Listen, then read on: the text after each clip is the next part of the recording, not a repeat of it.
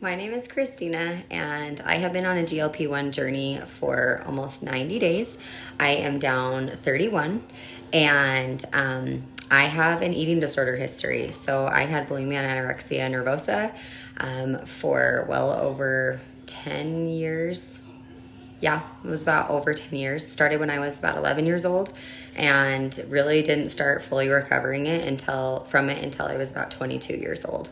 It was definitely a struggle. I got a whole lot of help from a lot of different therapists, as well as a treatment center, and then I even became a therapist myself. So that being said, I have been asked multiple times, how has your experience been being on a GLP-1 and having a history of eating disorder?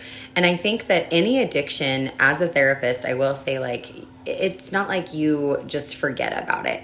With any addiction, you're constantly aware of your triggers and making sure that you're making choices, that you're reprogramming the way that you think in order to stay healthy. And so I have not known my weight for over 13 years. When I was pregnant with both of my children, even when I'm at the doctor now, I step backwards on the scale and I tell them that I don't want to know. So I literally have absolutely no idea how much that I weigh. And I'm grateful for that because I know myself and I know that the number on the scale was always an issue for me.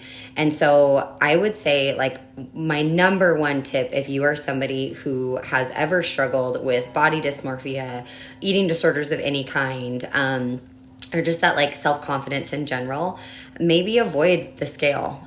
Start avoiding the scale.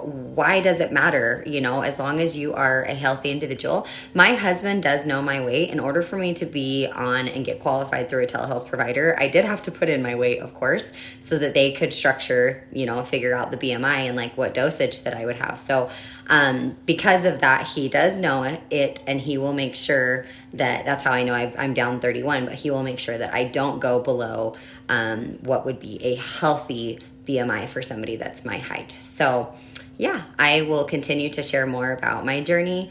I have documented everything in YouTube as well. Also a little bit more background as far as my eating disorder. And I think talking about it more might be helpful for others out there that are struggling with it too. So feel free to follow along if overeating, undereating, obsessing about size, obsessing about weight, the scale, whatever it might be, if you're somebody that's on a journey to become healthy, the healthiest version of you for yourself, for your kids, for your longevity of your life, because I will continue to talk and share and educate